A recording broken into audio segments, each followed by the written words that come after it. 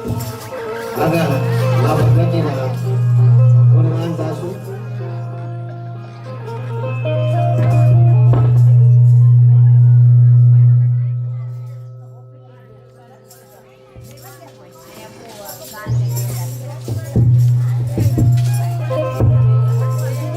મા જગદંબાને મા જગદંબાના ચરણોની અંદર મા ભગવતીને પ્રથમ મંગલાચરણ અર્પણ કરીશું.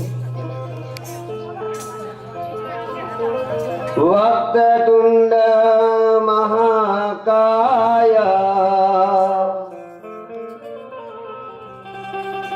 સૂર્યકોટિ સમપ્રભા निर्विघ्नं कुरु मे देव सर्वकार्येषु सर्वदा सर्वमंगल मांगल्ये शिवे सर्वद्य साधिके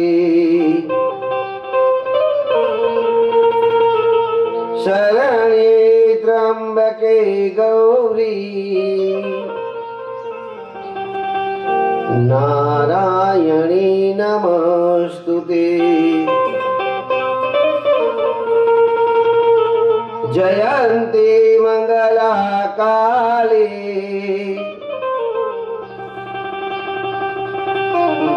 भद्रकाली कपालिनी नमः प्रकृति भद्राये नमता प्राणस्वता मम क्षमा शिवा धात्री स्वदाय च सर्वा देवी नमस्तुते.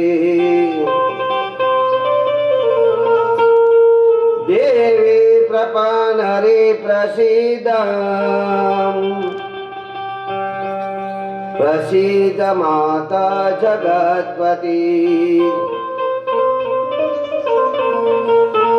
प्रसीद विश्व पाहि मम देवी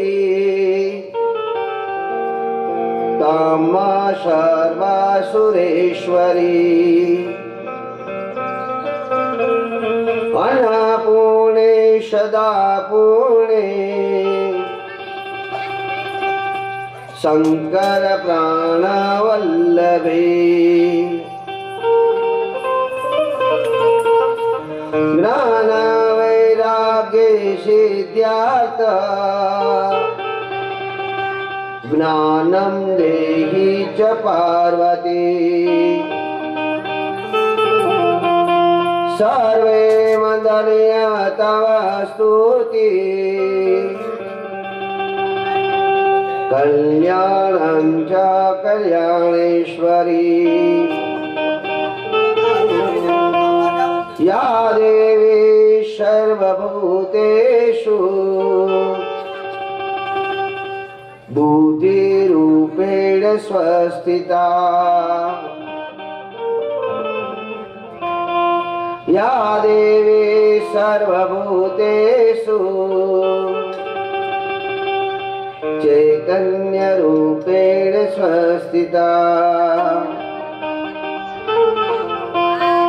या देवी सर्वभूतेषु ज्ञानरूपेण संस्थिता या देवी सर्वभूतेषु मातृरूपेण संस्थिता या देवी सर्वभूतेषु शक्तिरूपेण संस्थिता नमस्तस्यै नमस्तस्यै नमस्तस्यै नमो नमः.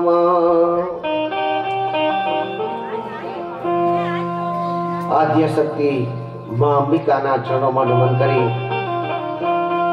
માં ભગવતી 9 દિવસથી આજે 8મે નોરતે મહાગૌરીનું પૂજન કરવા જઈ રહ્યા છે, મહાગૌરીનું ગુણગાન જગાવવા જઈ રહ્યા છે। ત્યારે માં ખોડિયારના સાનિધ્યની અંદર આપણે જ્યાંથી કથાને વિરામ આપ્યો હતો ત્યાંથી પ્રથમ ભગવતીના આશીર્વાદ પ્રાપ્ત કરી જગદંબાના ચરણોમાં નમન કરી અને માં ભગવતીને કહેશું કે હે માં ભગવતી, તું જ મારી વાણીને અલૌકિત કર। હે માં ભગવતી, તું જ મારી બુદ્ધિ બનીને આવ, તું જ મારું જ્ઞાન બનીને આવ, તું જ મારી વિદ્યા બનીને આવ, તું જ મારી સર્વશક્તિ બનીને આવ। હે નવદુર્ગા, અમે તમારા ચરણોની અંદર વારંવાર નમન કરી તમારા ગુણગાન ગાવાનો પ્રયાસ કર્યો છે।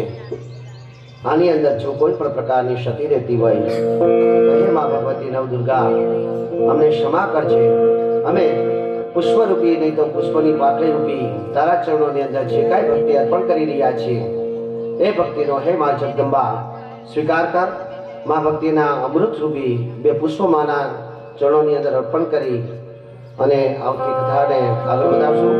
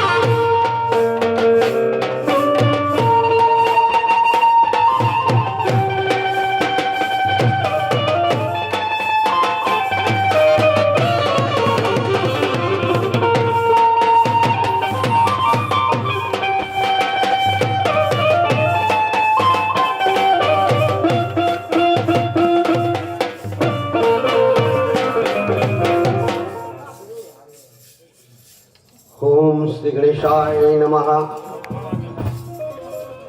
आद्य शक्ति सर्वेश्वरी माँ भुवनेश्वरी जगदंबा स्वरूपनी माँ अंबिका स्वरूपनी माँ भवानी चरणों में नमन करी व्यासपीठ पर भगवती स्वरूप विराजमान माँ सुरेश्वरी ने नमस्कार करी जेना सानिध्य ने अंदर अपने આ અમૃતરૂપી ગંગા વહાવી રહ્યા છે અને આ ગંગાની અંદર આપણે સર્વ સ્નાન કરી સર્વ પાપોનો વિનાશ કરી રહ્યા છે એવી માં જગદંબા સ્વરૂપની ખોડિયારના ચરણોમાં નમસ્કાર કરી, માં ગાત્રાના ચરણોમાં નમસ્કાર કરી, વેદ યુક્તાઓ બ્રાહ્મણોના ચરણોમાં નમસ્કાર કરી, માં સરસ્વતીની જેની પર અસીમ કૃપા છે એવા સારસ્વતોને નમસ્કાર કરી, આપ સર્વના હૃદયની અંદર વિરાજમાન જન્મજય રૂપી શ્રેષ્ઠ શ્રોતાઓને નમન કરી, સમસ્ત ગામની અભિપ્રિય મૂર્તિ ચેતનાઓ ગામ દેવતાઓને નમસ્કાર કરી, આજ રોજ માની જે આપણે આરાધના કરી રહ્યા છીએ, માં 7મા દિવસે જ્યાંથી રોકાણા હતા ત્યાંથી આગળનું અધ્યયન. ગઈકાલે આપણે ખૂબ મજાનો આનંદ કર્યો. માં ખોડિયારનો જન્મ થયો, માં ખોડિયારની અસીમ કૃપા થઈ, માતાજી કઈ રીતે મામણિયા દેવને ત્યાં પધારે છે ત્યાં સુધીનું આપણે અધ્યયન જોયું હતું. માં ભગવતી જ્યારે પોતાના ભાઈને શાપ કરે છે ત્યારે નાગલોકની અંદર અમૃત કળશ લેવા જાય છે અને ત્યારે રસ્તામાં પથ્થર લાગી જવાથી માનો પગ ની અંદર પીડા થાય છે. આથી માની ગતિ રૂંધાતી હોય છે ત્યારે એક મગર તેને દેખી જાય છે અને મગર પોતાની પર માને સવાર કરવાનું કહે છે અને મા તેની પર સવાર થઈ જાય છે અને મગર તાત્કાલિક પૃથ્વી પર માને લઈ આવે છે. અહીંથી વાસુકી એટલે કે જે માના પિતાશ્રી હતા તે તેને એક સોનાની વાડી પણ આપે છે. આ વાડી અમૃત કળશ જ્યારે ભાઈને પીવડાવ્યા પછી એ વાડી મગરને આપી દે છે અને હજી પણ એવું કહેવાય છે કે ઘણી બધી જગ્યાએ આ મા ભગવતીની જે મગર છે તે સોનાની વાડી સહિત દેખાવામાં આવે છે. અહીં સમય જાય છે, માતાજી અનેક પ્રકારના પરચા પૂરે છે. અહીં સુધી આપણે અધ્યયન કર્યું હતું. ત્યાર પછી રાસની અંદર એવી બધી પૂનાબાઈ અને રાખીબેને જમાવટ કરતી હતી કે આપણે બધા એમાં મશગુલ થઈ ગયા. અહીં સુધી આપણે વાત કરી હતી. તો ત્યાર પછી માતાજીની જે બહેનો હતી, આ 7 બહેનોની અંદર આવડ, જોગર, તોગર, બીજબાઈ, હોલબાઈ, સાંઈબાઈ અને જાનબાઈ અને જેનો ભાઈ હતો તે મેરખ્યો, નાગકન્યાઓ વાસુકીની જે દીકરીઓ હતી એ આ પૃથ્વી ઉપર ભગવાન ભોલેનાથના કહેવાથી વાસુકીએ મોકલ્યા હતા અને તે ઘોડિયાની અંદર પ્રગટ થયા હતા. અહીં દેવી ભાગવતની અંદર પણ અધ્યયન છે અને એક ભૂરા નામના ભરવાડનું ઉદાહરણ રાખવામાં આવ્યું છે કે માતાજીએ કેવા કેવા પરચા પૂર્યા છે. તો એ માતાજીના પરચાની જ્યારે વાત આવે ત્યારે ભૂરા ભરવાડની વાત આવે છે કે ભૂરો ભરવાડ જે ગામની જ ગાયો ચારવા માટે નીકળતો. મને યાદ છે એ પ્રમાણે આપણા ગામની અંદર પણ પેલા ધણ આવતું, ધણ લઈ જતું, ગાયો ચારવા વાળા કોઈ એક વ્યક્તિ નિમિત્ત કરેલા હોય ત્યારે ઘરે ઘરે ગાયો હતી.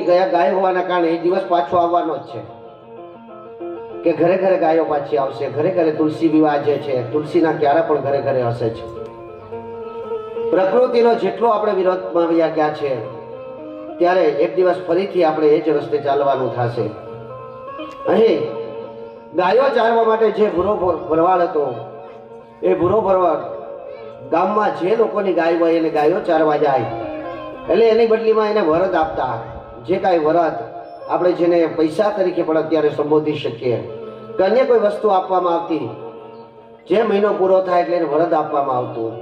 આમાં એક ધોળી ગાય હતી. એ ધોળી ગાયને વરદ આપવા કોઈ ન આવતું. ત્યારે ભૂરો ભરવાડ વિચારે છે કે આ ગાય કોની છે, પરંતુ ગાય કદાચ કોઈની નથી એવું સમજી અને ગાયનું દૂધ પોતે દોવા માંડ્યો. પછી થોડાક સમય પછી કે ચલો કોઈની નથી તો મારી જ સમજુ અને હું પોતે દૂધ પીઉં છું, હું પોતે દૂધ દઉં તો મારે કોઈ પાસે વરદ લેવાનો અધિકાર નથી.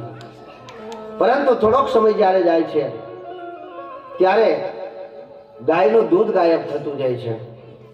જ્યારે ગાય દૂધ આપે છે એવી તો દેખાય છે, પરંતુ જ્યારે દૂધ નથી મળતું, દૂધ ગાયના આચરણમાંથી કોઈ ધોઈ જાતું હોય એવું લાગે છે, ત્યારે આ ભૂરો ભરવાડ વિચારે છે કે હવે મારી ગાયને ગામમાં કોઈક ધોઈ લેતું લાગે, હવે મારે એની શોધમાં જવું છે એવું કહી અને ગાય જે તરફથી નીકળે છે એની પાછળ પાછળ જાય છે. નદી કિનારા પર ઊભીને જોઈએ છે તો ગાય તો નદીની અંદર ઠેકડો મારે છે. ભૂરો ભગત પણ ભક્તિભાવ વાળો માણસ હતો, તે પણ નદીમાં ઠેકડો મારી જાય છે. નદીમાં ઠેકડો મારી અને જોઈએ છે તો ગાય નદીની અંદર નીચે ઉભેલી હોય છે ને એક સ્ત્રી માથે કામળી પહેરી અને ગાયને ધોતી હોય છે. આ જોઈને એને પેલા તો દોવા દે છે, ભલે ધોઈ લે. ભૂરો સામે ઉભી જાય છે અને પછી કહે છે, આ ગાય તમારી છે? હા. 12 વર્ષ થયા, 12 વર્ષ, 12 વર્ષથી આનું વરત કોઈએ નથી આપ્યું. અહીં ગાય ધોઈ લ્યો છો પણ મારું વરત કોણ આપશે? ભૂરાના સામે જોઈ માં ભગવતી વિચારે છે કેટલો ભોળો માણસ છે, નદીમાં આવી ગયો છતાં એને ખબર નથી પડતી કે હું કોણ છું. વરત જોઈએ છે ભાઈ? તો કે હા, 12 વર્ષથી મેં તમારી ગાયને દોઈ છે, શું વરદમાં લઈશ?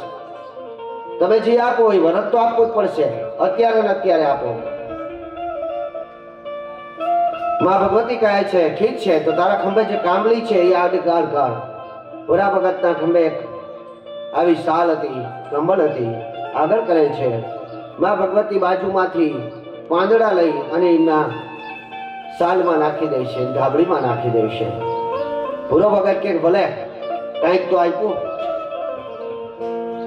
મનની અંદર વિચારે છે કે આને પાંદડા આપ્યા પણ કાંઈક તો આપ્યું, આજે ભલે પાંદડા આપ્યા, કાલે કાંઈક આપશે.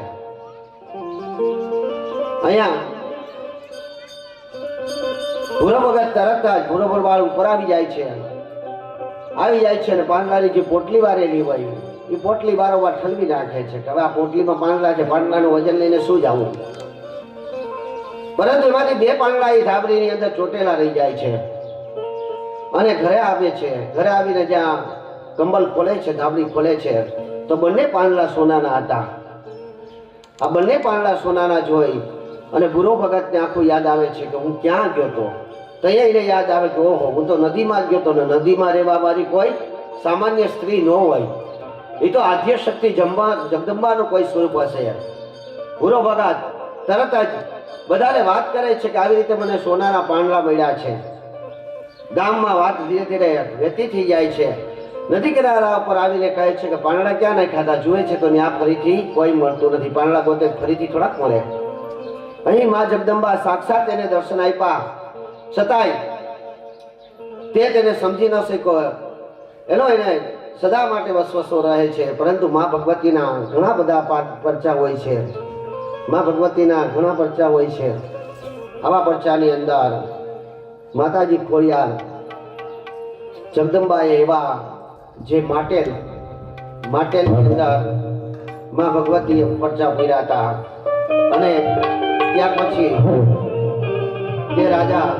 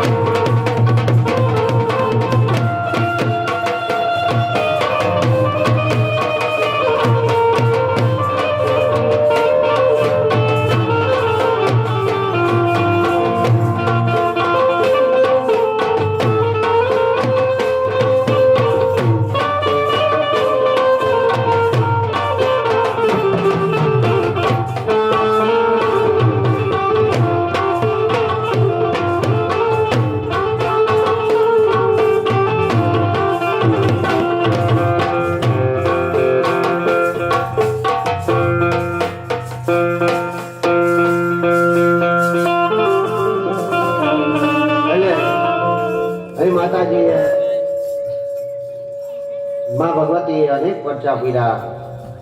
અહીં જે રાજા હતો એને ત્યાંનું એક સરોવર ખાલી કરાવી નાખ્યું. અહીંથી સોનાના પાંદડા નીકળ્યા હતા. ત્યારે બાજુનો જે એક વેરડો હતો એ વેરડામાંથી આખું સરોવર ભરાવી દઈ અને માં ભગવતીએ એમાં પણ પરચા પૂર્યા હતા. અને માટલી અંદર એક બિલોડીની અંદર હાલમાં પણ માં ભગવતી બિરાજમાન છે. એવું ખોડિયારમાંનું ચરિત્ર આપણે વાત આવતી હાલતી યોધાજીતમાંથી શંકા કાન ભંભેડા વાત આવી, એમાંથી આપણે ખોડિયારનું ચરિત્ર લીધું. યોધાજીતના કાન ભંભેડવામાં આવે છે એમ જેમાં રાજાને મામડિયા વિશે કાન ભંભેડવામાં આવે છે તેમ યોધાજીતના કાન ભંભેડે છે કે ભાઈ તમારો દુશ્મન આ સુદર્શન છે ને એ તો આ ઋષિના આશ્રમમાં છે, ઋષિ ભરદ્વાજના આશ્રમમાં છે. એની માં પણ એમની સાથે છે. આથી કરીને તમારે એને શોધીને તાત્કાલિક મૃત્યુદંડ આપી દેવો જોઈએ, નહીતર કદાચ એ મોટો થઈને તમારી સાથે વેર લઈ તો. રાજા યોધાજી તો તરત જ વાતનો સ્વીકાર કરે છે અને પોતાના સૈનિકો સહિત ભરદ્વાજ ઋષિના આશ્રમે આવે છે. ભરદ્વાજ ઋષિના આશ્રમે આવી ભરદ્વાજ ઋષિને કહે છે કે મારો દુશ્મન આવી છે. ભાઈ કોણ તારો દુશ્મન? ત્યારે એ કહે છે કે સુદર્શન. સુદર્શન મારો દુશ્મન છે. એ અને એની માં મનોરમા બે તમારા આશ્રમમાં રહી રહ્યા છે એવા સમાચાર મળ્યા છે. ભરદ્વાજ ઋષિ કહે છે કે આ છે, બોલો શું? એને અમને સોંપી દો. ઋષિ કહે છે કે સાવધાન, તું ભલે રાજા હોય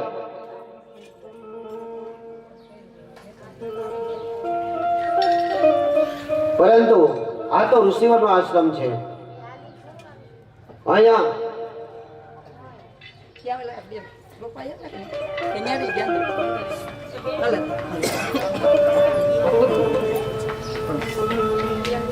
આ તો ઋષિનો આશ્રમ છે.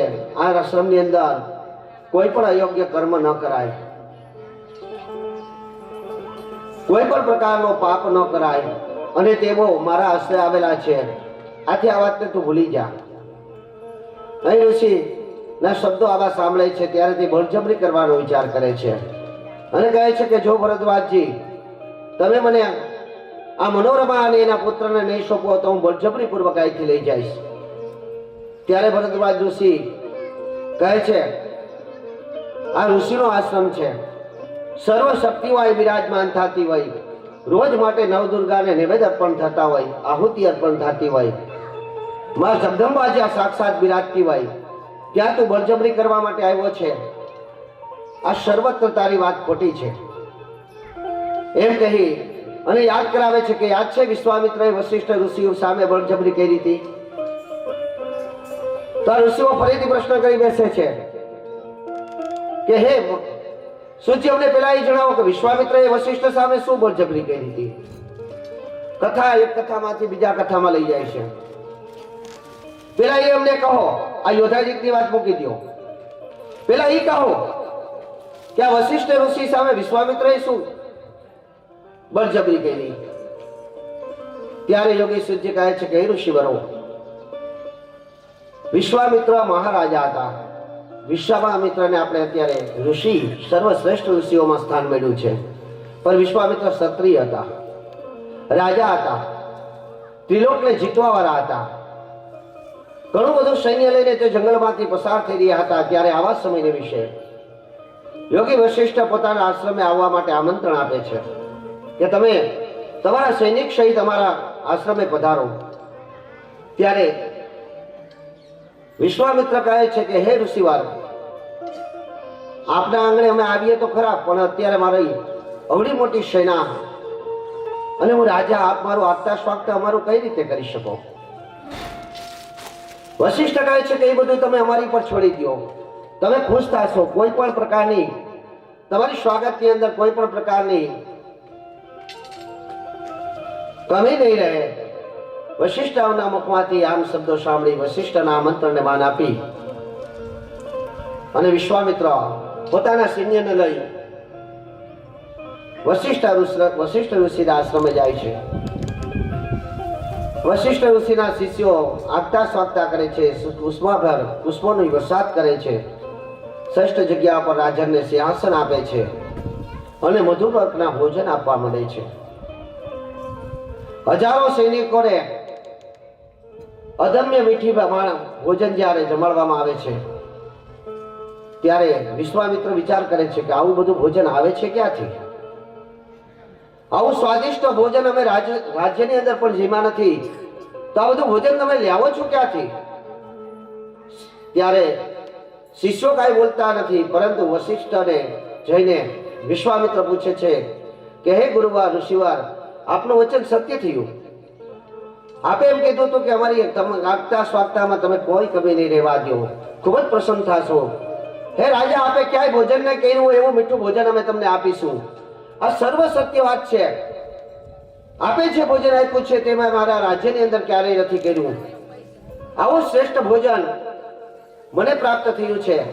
પરંતુ હે રાજન, હે ઋષિવાર, મારો એક પ્રશ્ન છે કે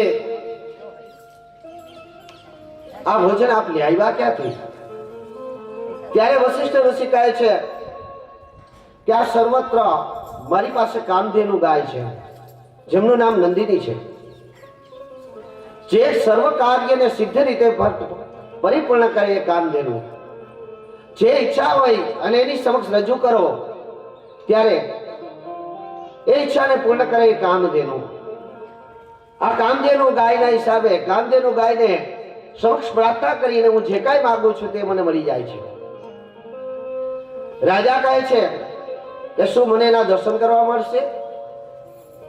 વશિષ્ઠ ઋષિ તેની પર વિશ્વાસ મૂકે છે. ચાલો, અને જ્યાં ગાય બાંધેલી હોય છે ત્યાં ગાયના દર્શન કરાવે છે. ખૂબ જ સુંદર મજાના મોટા આચરો જોઈ અને વિશ્વામિત્ર કહે છે કે આવી ગાય તો રાજ્યમાં શોભે, આવી ગાયને તમારે શું કરવી? રાજાની રાજખજાનાની અંદર, રાજ્યની અંદર જો આવી ગાય હોય, આ ગાયની અંદર રાજ્યની પાસે જે કાંઈ ઘટતું હોય અમે માગી શકીએ. આથી કરી આપ આ ગાય મને આપી દો. વશિષ્ઠ ઋષિ ના પાડે છે કે નહીં ભાઈ, આ તો સાક્ષાત શ્રી હરિ અને મા શક્તિની કૃપાથી મને પ્રાપ્ત થઈ છે. આથી કરી આ ગાય હું તમને ન આપી શકું. ત્યારે વિશ્વામિત્ર ફરીથી કહે છે કે હે મહામુનિ, આપ તો ઋષિવર છો, આપે તો આ જંગલમાં રહેવાનું છે, તપસ્યા કરવાની છે, માની આરાધના કરવાની છે, ભક્તિ કરવાની છે. તમારે આ ગાયને શું કરવી?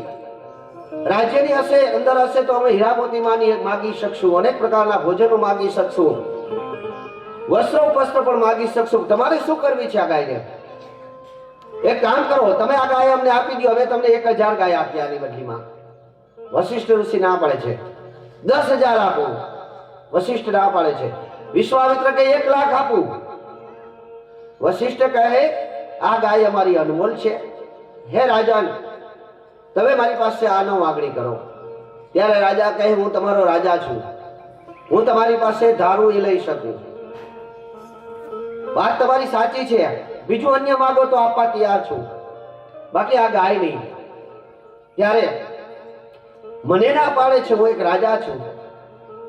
હું જો તું પ્રેમથી નહીં આપી, તુકારે આવી જાય છે. અત્યાર સુધી ગુરુ ગુરુ કરતા હતા, તુકારે આવીને કહે છે કે જો આ ગાય તું મને પ્રેમથી નહીં આપી તો બળજબરીથી લઈ જાય. ત્યારે વશિષ્ઠ કહે છે જેવી તમારી ઈચ્છા. અને ગાયને સિપાહીઓને આજ્ઞા કરે છે કે જાઓ ગાયને છોડી લો. ઘણા બધા સિપાહીઓ જાય છે, ગાયને છોડે છે.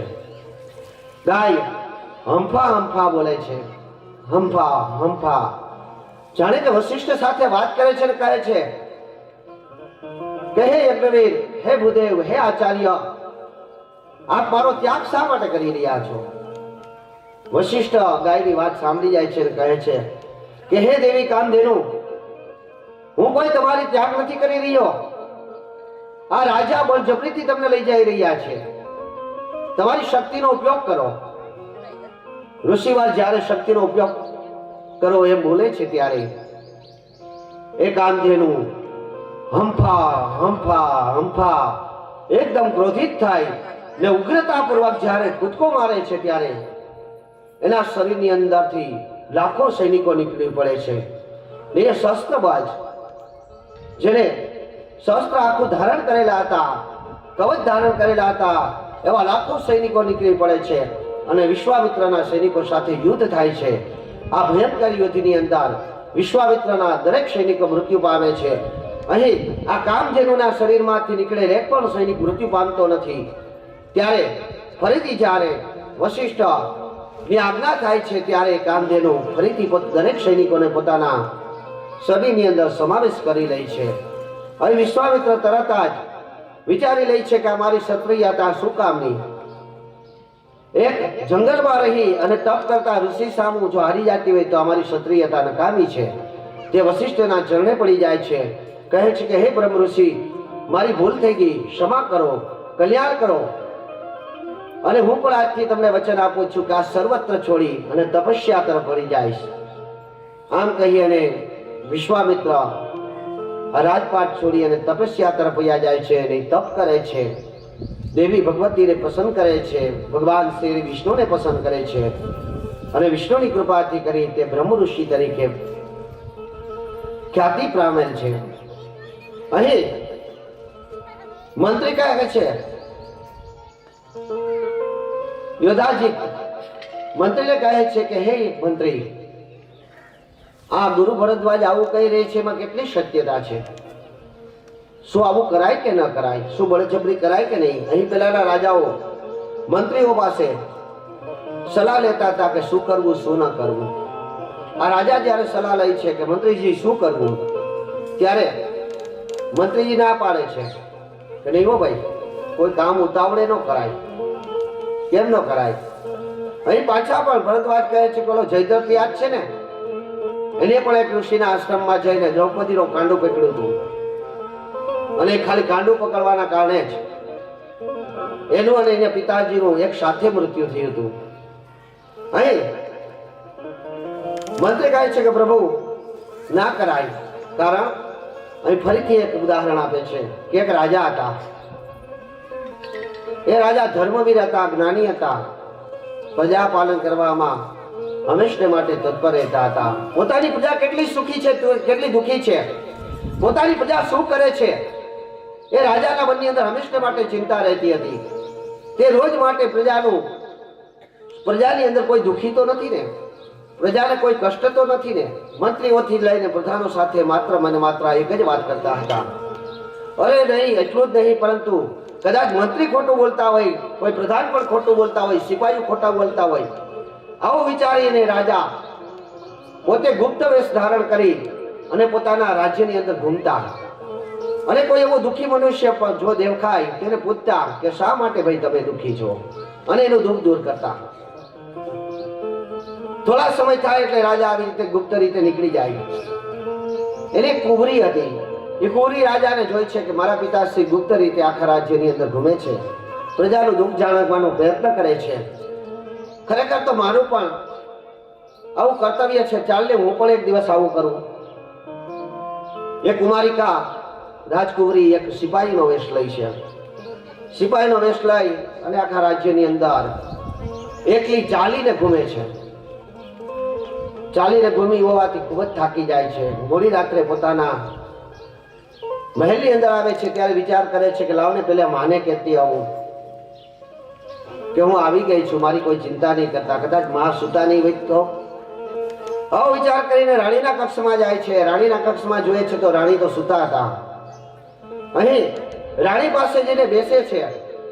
બેસીને પણ માને છાતી ઉપર હાથ રાખી અને હજી ક્યાંક વિચારે એ પેલા જેને નિંદ્રા આવી જાય છે.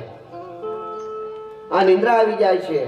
આ સમયે અહીં રાજા આવી જાય છે અને તેને મારવા માટે કોઈ સિપાહી પોતાની પત્ની સાથે, પોતાના રાણી સાથે છાતી પર હાથ રાખીને બેઠો છે એવું વિચારે છે અને એને મારવા માટે તલવાર કાઢે છે.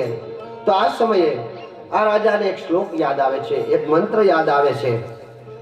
અને મંત્ર એને એક નદી કિનારા પરથી મળ્યો હોય છે.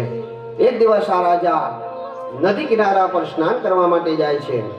ત્યારે ત્યાં એક સંત હોય છે, એક ઋષિ કવિ હોય છે. આ કવિ એક મંત્ર બોલતા હોય, સહસા વિધતન ક્રિયા અવિવેક પરમાપદસયા. સહસા વિધનતન ક્રિયા અવિવેક પરમાપદ પરમ. આ મંત્ર યાદ આવી જાય છે ને. અને આ કાવ્ય જે બોલે છે, આ પંક્તિ જે બોલતા હોય છે એ ભારવી ઋષિ હોય છે. આ ભારવી ઋષિના મુખમાંથી આવો શબ્દ સાંભળે છે ત્યારે આ ભારવી ઋષિ કે જેની ઉપર મારા ગુરુભાઈ અને અત્યારે શ્રેષ્ઠ કથાકારનો જેની પાસે બિરુદ છે, ભારતના શ્રેષ્ઠ કથાકાર, શ્રેષ્ઠ વક્તા, 18 પુરાણના જો કોઈ વક્તા હોય તો એને વક્તા તરીકે ગણી શકાય એવા ડોક્ટર મહાદેવ પ્રસાદ મહેતા આ ભારવી કવિ પર પીએચડી કરેલું છે. તેની ભારવી, તમે ખાલી ભારવી શબ્દ ઉપર આખું પીએચડી પૂર્ણ કર્યું. એટલે અહીંયા આ ભારવી કવિના શબ્દો એને યાદ આવી જાય. સરસા સહસા વિધન ક્રિયા. કોઈ પણ કાર્ય, આનો શબ્દનો અર્થ થાય છે કોઈ પણ કાર્ય ઉતાવળે ન કરવું જોઈએ. અવિવેકમ પરમા પદમ થયા. કદાચ અવિવેકથી, આતુરતાપૂર્વક, ઉતાવળથી કોઈ કાર્ય તમે કરી નાખો તો એ ક્રિયા ઉપર તમને આજીવન પસ્તાવો રહી જાય છે.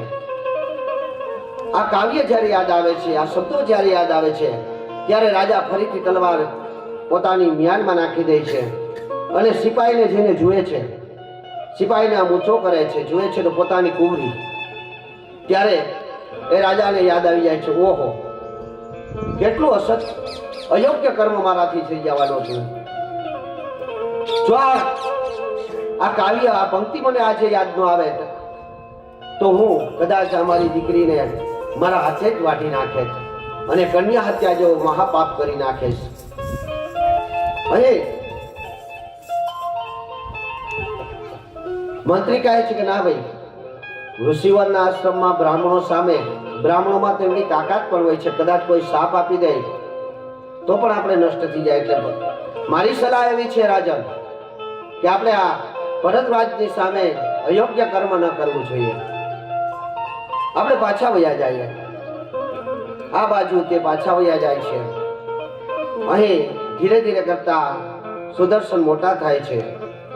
એક દિવસ એના બીજા વિતલ નામના મંત્રી જે પણ એના સલાહકાર હતા એ ત્યાં આવે છે અને વિતલ મનોરમાને અને સુદર્શનને જોઈ જાય છે. મનોરમાને નમન કરીને કહે છે કે હે મહારાણી, આપ તો કાશીરાજના ત્યાં જવાના હતા ને, અહીં કેમ રોકાઈ ગયા? ત્યારે તે વાત કરે છે કે અહીં વશિષ્ઠ ભરદ્વાજ જોશીએ કીધું કે અહીં તમે સુરક્ષિત છો, અહીં તમે રહો. હું તમારા પુત્રને પરિપૂર્ણ રીતે જ્ઞાન આપી અને ભરદ્વાજે અમને આશીર્વાદ પણ આપ્યા છે કે એક દિવસ તે ફરીથી રાજા બનશે, ફરીથી તમારું રાજ્ય તમને પ્રાપ્ત થશે. આથી ઋષિવરની માન રાખી અને અમે અહીં રોકાણા છે. અહીં વિતલ કંઈક કહેવા જાય છે અને એના મુખમાંથી શબ્દ ક્લીમ નીકળી જાય છે. કંઈક કેવા જાતો હોય છે અને ક્લીમ શબ્દ નીકળી જાય છે. સુદર્શન ક્લીમને ગ્રહણ કરી લે છે. રોજ માટે ઓમ ક્લીમ ઓમ ક્લીમ ઓમ ક્લીમ ઓમ ક્લીમ ઓમ ક્લીમ ઓમ ક્લીમ એક જ મંત્રનો જાપ કરી રાખે છે. ઓમ ક્લીમ ને ઓમ ક્લીમની માતા જ્યારે સાંભળે છે ત્યારે માં શક્તિ સ્વરૂપી ભુવનેશ્વરી તેની પર પ્રસન્ન થાય છે. સાક્ષાત આવીને કહે છે કે હે સુદર્શન, હું તારી પર પ્રસન્ન થઈ છું. તે મારા પૂર્ણ બાજ મંત્રનો જાપ કર્યો છે. આ મંત્રથી હું તારી પર પ્રસન્ન થઈ છું. પરંતુ હે બેઠા, તારે જે કાંઈ પ્રાપ્ત કરવાનું છે, મારે તને જે દેવાનું છે, એના માટે તારે પૂર્ણ મંત્રનો જાપ કરવો પડશે. અને પૂર્ણ મંત્ર છે ઓમ એમ રીમ ક્લીમ ચામુંડાએ વિચે. ઓમ પૂર્ણ મંત્ર છે ઓમ એમ રીમ ક્લીમ ચામુંડાએ વિચે. આ મંત્રનો જાપ રોજગાર તને સર્વ શક્તિ પ્રદાન થશે ને હું ખુદ તારી સાથે રહીશ. ઓમ એમ રીમ ક્લીમ ચામુંડાએ વિચે. ઓમ એમ રીમ ક્લીમ ચામુંડાએ વિચે.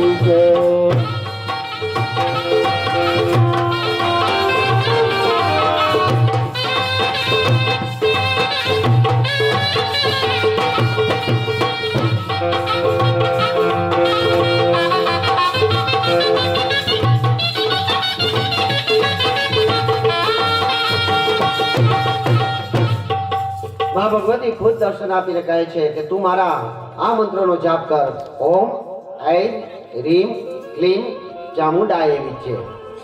નવરાત્રિની અંદર જે બીજ મંત્ર તરીકે આપણે મહાફળ આપનારું મંત્ર છે તે ઓમ ઐમ રીમ ક્લીમ ચામુંડાએ વિચે. અને સુદર્શન રોજ માટે જપવા લાગે છે ઓમ ઐમ રીમ ક્લીમ ચામુંડાએ વિચે. ઓમ ઐમ રીમ ક્લીમ ચામુંડાએ વિચે. અને માં ભગવતી એની પર દયા કરે છે.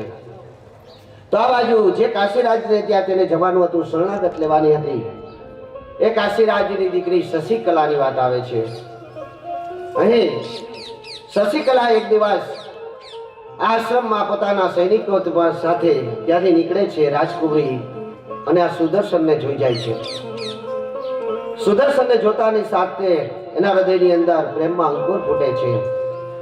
અને કદાચ માં ભગવતીએ આજ કુંવર મારા માટે બનાવ્યો હશે, આજે મારા પતિ બની શકે એવો મનોમન ખાલી વિચાર કરે છે. પરંતુ અહીં તો તે ઋષિવેશમાં હોય છે, ધોતિયાનો પટકો બાંધેલો હોય છે સુદર્શને. પરંતુ એની સુંદરતા જોઈ અને આ શશિકલા એની પર મોહિત થઈ જાય છે. અહીં શશિકલા એક વાતનો વિચાર કરે છે કે આવો પતિ મારે પ્રાપ્ત કરવો છે. એક માત્ર ને માત્ર એકવાર વિચાર આવી જાય છે. શશિકલા પણ સુંદર કન્યાની સાથે સાથે માં ભગવતીની આરાધના કરવા માટે તત્પર રહેતી હતી. માં ભગવતી ધીરે ધીરે આ સુદર્શનની ઉર્જા વધતી જાય છે, શક્તિ વધતી જાય છે. અહીં જે કાશીરાજ સુબાહુ છે એ પોતાની દીકરી યુવાન થઈ ગઈ છે. આથી કરી તેના માટે સારા વરની શોધ કરવી જોઈએ. તો મારી કન્યાને લાયક વર કઈ રીતે ગોતવું? ત્યારે પહેલાના જમાનામાં 3 પ્રકારે સ્વયંવર થતા. આપણે અહીં ઘણા લોકો એવું કહે છે કે પહેલાના જમાનામાં સ્ત્રીઓને કોઈ છૂટછાટ નહોતી, સ્ત્રીઓને દંભી રાખવામાં આવતી હતી, સ્ત્રીઓ પર અન્યાય થતો હતો, સ્ત્રીઓને કેદ કરી રાખવામાં આવતી હતી. પરંતુ સદંતર એકે શાસ્ત્ર એવા પુરાવા કહે છે, એવા પુરાવા મળે છે કે સ્ત્રીઓ 100% સ્વતંત્ર હતી. અહીં સ્ત્રીઓને પોતાની જાતે વર શોધવાની, પોતે ધારે તેની સાથે લગ્ન કરવાની અનુમતિ હતી. અહીં સ્વયંવર કાશીરાજ આયોજન કરે છે અને એલાન કરી દે છે. બધી જગ્યાએ રાજાઓ મહારાજાઓને કહેવરાવે છે કે મારી દીકરીનો સ્વયંવર છે. આ મારી દીકરીનો સ્વયંવરની અંદર મારી દીકરી જેને પસંદ કરે. અહીં 3 સ્વયંવર. પેલું ઈચ્છા સ્વયંવર, જેમ મેં તમને કાલે 8 પ્રકારના લગ્ન કીધા હતા, એમ પેલો સ્વયંવર ઈચ્છા સ્વયંવર. દીકરીની જેની સાથે ઈચ્છા થાય એના ગળામાં વરમાળા પહેરાવી દઈ, એ ઈચ્છા સ્વયંવર ગણાતો. બીજો પ્રણ સ્વયંવર. કોઈ શરત રાખવામાં આવે કે આ તમે કરી નાખો, ઓલું તમે કરી નાખો, આ જે કરી નાખો. ધનુષ ભંગની વાત છે, માછલીને વિંધવાની વાત છે કે ભગવાન શ્રી કૃષ્ણએ એક આયરે 7 કોઠિયાને વિધિ નાખ્યા હતા. એવી શરતી એને પ્રાણ સ્વયંવર કહેવામાં આવે છે. અને છેલ્લું કૌશલ્ય સ્વયંવર. પોતાની તાકાત બતાવી, પોતાના યુદ્ધ તરીકે પોતાની તાકાત બતાવી અને કૌશલ્ય પોતાનું બતાવી અને જો પ્રાપ્ત કરવામાં આવે તો એને કૌશલ્ય સ્વયંવર ગણવામાં આવે છે. અહીં ઈચ્છા સ્વયંવર ગોઠવવામાં આવ્યો હતો કે તે આ કન્યા જેને ધારે તેને પસંદ કરી એના હાથમાં, એના ગળાની અંદર વરમાળા પહેરાવી દઈ. આ બાજુ એવું પણ કહે છે ઋષિવરોને કે એક દિવસ આ કન્યા જંગલની અંદર આ સુદર્શનને મળી પણ હતી અને પોતાના હૃદયની વાત પણ કરી હતી. પરંતુ સુદર્શન તો માત્ર માની ભક્તિમાં જ લીન રહેતો હતો. અહીં જ્યારે આ લગ્નની વાત આવે છે ત્યારે માં ભગવતી સુદર્શનને આવીને કહે છે કે હે સુદર્શન, જાગ બેટા. ત્યારે માં ભગવતી સાક્ષાત ભુવનેશ્વરીને જુએ છે. આ જગદંબાને જોઈ માના ચરણોમાં પડી જાય છે અને કહે છે, માં બોલો, તારે કાલ કાશીરાજને ત્યાં જવાનું છે. આ કાશીરાજ ત્યાં જઈ એટલે આ શશિકલા તારાગણાની અંદર વરમાળા પહેરાવી દેશે ને શશિકલાને તું પત્ની તરીકે ધારણ કર. માં, હું કઈ રીતે જાઉં? તે બધું મારી ઉપર છોડી દે. માં ભગવતી આશીર્વાદ દઈને વયા જાય છે. પ્રાતકાળ વેળો થાય છે તો અવિરત નામનો રાજા આવે છે અને રાજા સુંદર મજાનો રથ લઈને આવ્યા હોય છે. એ રથ આ સુદર્શનને આપે છે. અનેક પ્રકારના યુદ્ધના સાધનો પણ તેને આપે છે. અને અહીં સુદર્શન વિચારી લે છે કે જે રાત્રે માં ભગવતીએ કીધું એ જ પ્રમાણે કંઈક થવા જઈ રહ્યું છે. સવારે તે ઉઠી તરત જ પોતાનું નિત્યકર્મ કરી રથ લઈને જાય છે અને કાશીની અંદર જાય અને જ્યાં સ્વયંવરની તૈયારી થઈ રહી હોય છે, અંદર જતાની વેત જ સ્વયંવર ચાલુ થાય છે. અનેક પ્રકાર દેવી રાજાઓ, મહારાજાઓ, યુવરાજો ત્યાં રહેલા હોય છે. આની અંદર યોધાજીત પણ હતા અને એના દીકરાનો દીકરો પણ હતો, દીકરીનો દીકરો પણ હતો. અહીં સ્વયંવરની શરૂઆત થતાની સાથે જ કાશીરાજની કન્યા આ શશિકલા કોઈ સામું જોતી નથી અને વરમાળા લઈને સીધી સુદર્શન નામે બની જાય છે અને તરત જ એના ગળામાં પધરાવી દે છે. અહીં યોધાજી ગરમ થઈ જાય છે અને કહે છે, ભાઈ નક્કી કરો શું થઈ રહ્યું છે? આ કોઈ ઢોંગ થઈ રહ્યો છે, નાટક થઈ રહ્યું છે, શું છે? કોઈ સામું જોયું નહીં, કોણ વીર છે, ક્યાં છે, શું છે, કેવા કપડા પહેરેલા છે, કઈ જોવું જ નથી. અને સીધો આ સુદર્શનના ગળામાં વરમાળા નાખી દીધી. આવું નિશ્ચિત જ કરેલું હોય તો આ રાજકુમારોને, આ રાજાઓને આમંત્રણ આપવાની શું જરૂર હતી? અહીં યોધાજીત ગરમ થઈ જાય છે. ગરમ થાય છે ત્યારે કાશીરાજ કહે છે કે ભાઈ રેવા દો, વાત કરો માં. મેં સ્વયંવર મારી દીકરીનો ઈચ્છા સ્વયંવર રાખેલો છે. મારી દીકરીની જેની ઉપર ઈચ્છા થાય એ બંને પસંદ કરે, એના માટે સ્વતંત્ર છે. અહીં યોધાજીત ના પાડે છે કે નહીં ભાઈ, આવું ન કરી શકો. એક કામ કરો, મારી દીકરીનો દીકરો સત્રાજીત છે, એની સાથે તમે એને વિવાહ કરાવી દો. અમારી પાસે એટલું રાજ્ય છે, એ રાજકુમાર પણ છે, આજુબાજુના રાજ્યના લોકો પણ એને માને છે, સુરવીર છે, યશસ્વી છે. આની પાસે છે શું? અરે છે શું તો શું, રાજ તો ઠીક, અરે સારા કપડા પણ એની પાસે પહેરવા માટે નથી. એક યુવરાજને શોભે એવા કપડા પણ એની પાસે નથી. અરે કપડા એ જવા દો, બીજાને આશ્રય પડ્યો છે. અરે એ આશરો પણ કોનો? એક બ્રાહ્મણનો. બ્રાહ્મણની કુટીરમાં પડ્યો છે મારો દીકરો. બેન બ્રાહ્મણના રોટલા રોજ માટે ખાય છે, બ્રાહ્મણને ત્યાં જમે છે. આવા વ્યક્તિને તમે તમારી દીકરી પીડાવશો? અહીં કાશીરાજ કહે છે કે જે થઈ ગયું થઈ ગયું. મારી દીકરીએ જેને પસંદ કર્યો એ જ એનો વર બનશે. અહીં યોધાજીત યુદ્ધ કરવાની તૈયારી કરે છે. યુદ્ધ કરવાની તૈયારી કરે છે ત્યારે સુદર્શન કહે છે કે સાવધાન. અને યુધાજીતના ઘણા બધા સલાહકારો, સ્નેહીજનો યુધાજીતની સાથે રહેતા યુધાજીતના પક્ષના જે રાજાઓ હતા એ રાજાઓ સાથે સુદર્શનનું યુદ્ધ થાય છે. સુદર્શન એકલા હાથે બધા રાજાઓને હરાવી દે છે, કારણ કે માતાજી ખુદે તેને તીરકામતા અને કવચ આપેલા હોય છે. આ સર્વત્ર ને હારતા જોઈ યુધાજીત ભાગી જાય છે ત્યાંથી અને ફરીથી પોતાની ઉજ્જૈન નગરીમાં આવી જાય છે. અહીં શશિકલા સાથે લગ્ન કરી કાશીરાજ તેને પોતાનું અડધું રાજ્ય સોંપે છે અને ત્યાંનો રાજકુમાર બનાવી દે છે. આ બાજુ યોધાજીત પોતાનું અપમાન થયું છે આમ વિચારી અને આજુબાજુના જે નાના નાના રાજ્યો હતા તેના રાજાઓને ભેગા કરે છે અને કહે છે કે આપણે કાશી પર હુમલો કરવાનો છે. કાશી પર આપણે બધાય થઈ ને આપણું અપમાન થયું છે. અહીં બધાયના મનની અંદર વસવસો તો હતો. બધા રાજકુમાર ગયા હતા ત્યાં. અહીં એક મનની અંદર બધાની અંદર એક વાત ખોજતી હતી કે મારા જેવો સુશીલ રાજકુમાર હતો, મારા જેવો ધનુર્ધર હતો, મારા જેવો વિદ્યાવાન હતો, મારા જેવો બુદ્ધિવાન હતો, છતાંય આ શશિકલાએ સુદર્શન નામના વૈરાગીના ગળામાં બ્રહ્માળા નાખી દીધી. ક્યાંક ને ક્યાંક બધાને ખૂટતું હતું. જ્યારે યોધાજીત કહે છે કે આપણે બધા એક સાથે થઈને કાશીરાજને હરાવી દઈએ, સુદર્શનને મારી નાખીએ, આવા શબ્દો જ્યારે કહે છે ત્યારે બધા રાજાઓ એની સાથે ભળી જાય છે. દેવી ભાગવતની અંદર સ્પષ્ટ લખેલું છે કે મહાભારતના યુદ્ધ સમયે 18 અક્ષણી સેના હતી તેની પાસે. કૌરવ 18 અક્ષણી સેના હતી, પરંતુ અહીંયા આ જે યોધાજીત છે એ 63 અક્ષણી સેના ભેગી કરે છે. 63 અક્ષણી, જેમાં લાખો ઘોડાઓ, લાખો હાથીઓ, આ બધું લઈ અને કાશી ઉપર હુમલો કરે છે. કાશીરાજ સુબાહુ ને ખબર પડે છે કે માં ભગવતી જગદંબાએ મારા જમાઈને આ શક્તિ અર્પણ કરી હતી, પરંતુ અત્યારે રાજાનો કર્મ છે કે તે પેલા એની પર જે કાંઈ પ્રહાર કરી રહ્યા છે તેના સામે યુદ્ધ કરવા જવું.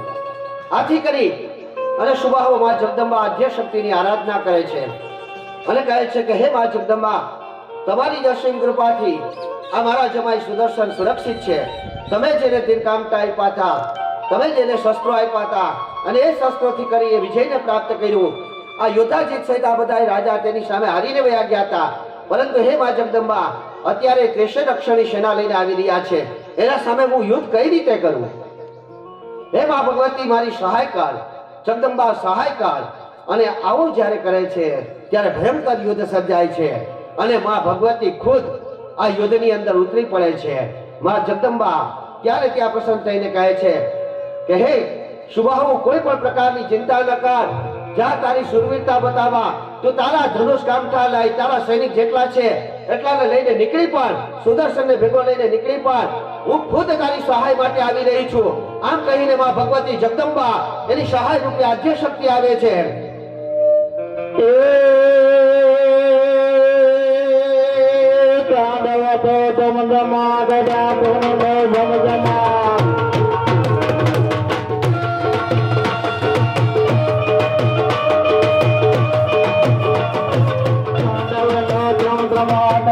રમનાથ હોવે નમનાથ હરનાથ ગાવે